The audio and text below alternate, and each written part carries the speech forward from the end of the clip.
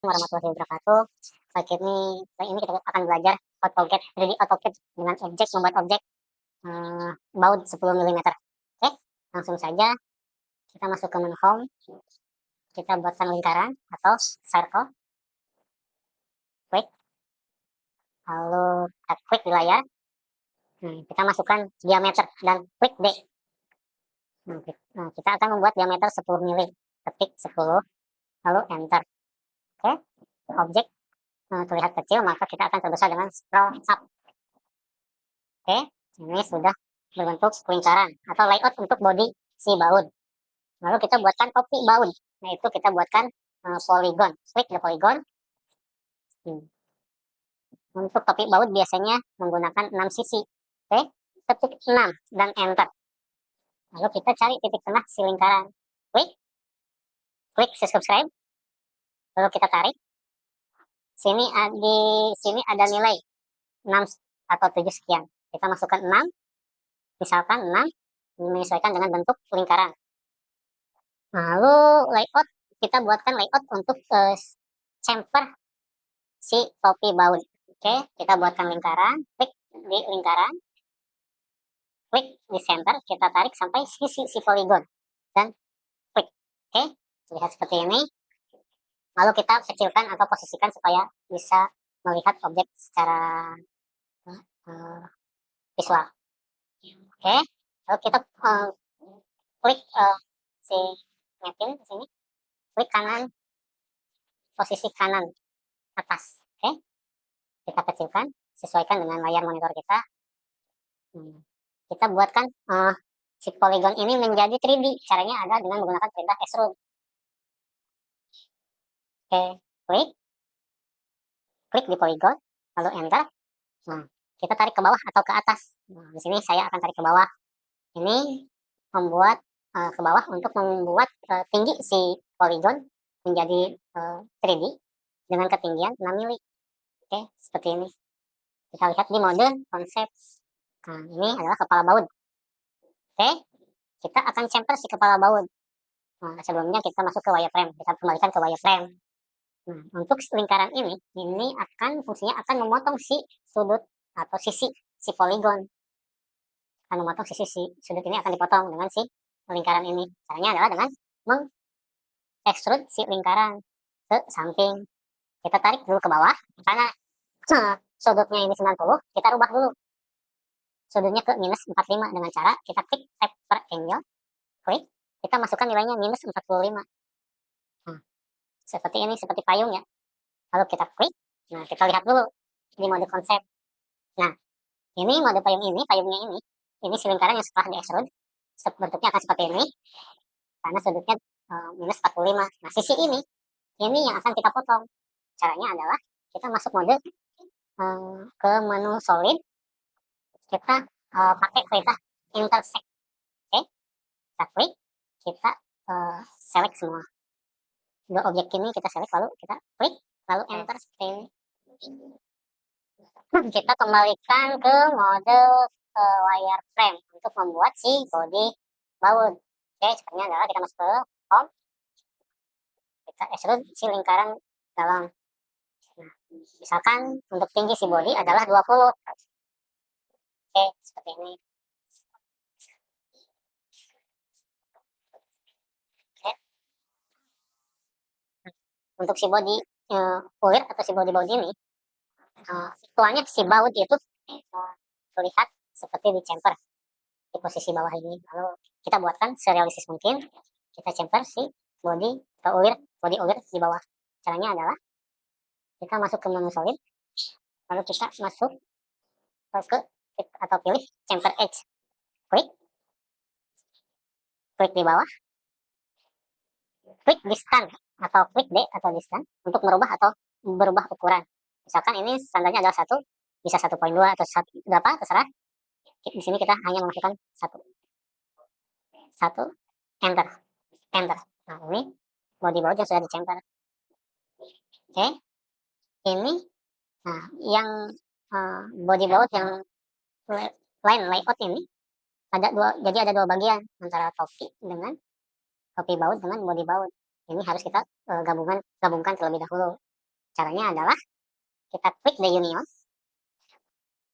oke, klik the union, lalu kita select dua objek tersebut, klik, lalu kita enter. Nah, ini ketika kursor mendekati si objek, si line layout akan berubah warna dari abu-abu ke putih. Itu menandakan dua objek tadi sudah menjadi satu bagian. Oke. Setelah itu kita buatkan helix. Helix itu layout untuk ulir si baut. Oke. Kita masuk ke menu home. Kita posisikan si objek menjadi miring ya, untuk melihat sisi center di bagian bawah ini, di bagian lengkap. Oke, kita masuk ke menu draw, kita buatkan helixnya. Nah, karena ini 10 mili, berarti diameter 10 mili, berarti jari-jarinya ada 5. Klik di enter, di center, kita masukkan angka 5, lalu kita tarik ke atas untuk top jari-jari topnya. Karena sama, kita masukkan 5 juga. Ini adalah helixnya. Nah, pitchnya ini terlalu lebar, berarti kita harus ubah dengan cepat. Kita klik ke height, kita masukkan misal 1,2 untuk pitch si helixnya. Nah, tinggi batang atau bodi si ulir ini adalah 20 dikurangi 6 sama dengan 16. Berarti kita buatkan 20 dikurangi 6 sama dengan 14. Berarti bodi ini tinggi 14. Berarti ulirnya pun harus 14 mili. Oke, sudah seperti ini. Ini layout untuk ini helix belum berbentuk profile. Kita buatkan profile terlebih dahulu. Klik di font atau depan gambar. Kita buatkan profilnya atau profil si ulir. Dengan cara kita membuat segitiga untuk membuat profil ulir tersebut. Jadi caranya adalah kita tekan opsi ortho mode, yaitu ortho mode itu yaitu fungsinya untuk membuat garis selurus mungkin, horizontal atau vertikal, tidak ada diagonal.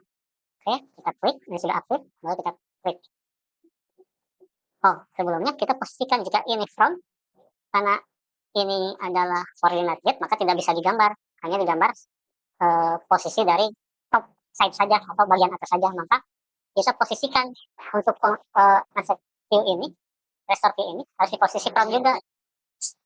Nah, seperti ini, jadi ini front akan menjadi top, jadi bagian top ini akan bisa digambar di bagian samping. Lalu kita buatkan garis. Klik. Ini ukurannya 1,1. Nah, ini kita buatkan tengahnya 1 juga. Lalu kita buatkan sisi 1, dan tengahnya ini harus dihapus. Nah, untuk sudut yang satu ini, karena ini akan masuk ke dalam body, kita akan fillet. Oke, caranya adalah klik di opsi fillet.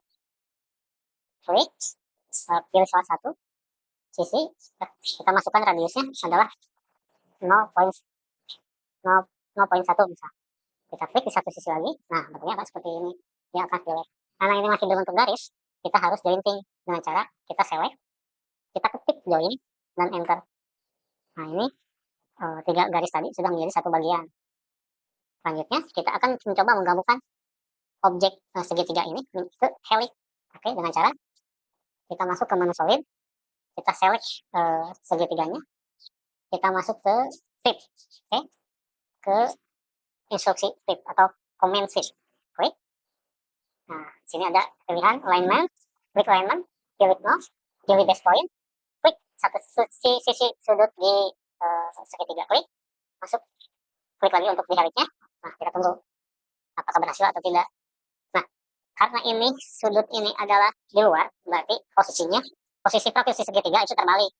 Karena si ulir menghadap, profil ulir menghadap keluar. Seharusnya dia akan memotong bagian body si ini. Jadi caranya adalah kita kembalikan terlebih dahulu dengan Ctrl Z. Nah, si posisi ini keluar. Nah, berarti keluar adalah penambahan dimensi si baut tadi 10 menjadi lebih. Seharusnya tidak melebihi dimensi si body baut. Makanya ini harus di-rotate terlebih dahulu. Caranya adalah kita masuk home, kita select segitiga ini, baru kita rotate. Klik di satu sisi, kita tarik ke bawah ke samping. Nah, ini akan masuk ke body. Baru kita lakukan sweep lagi.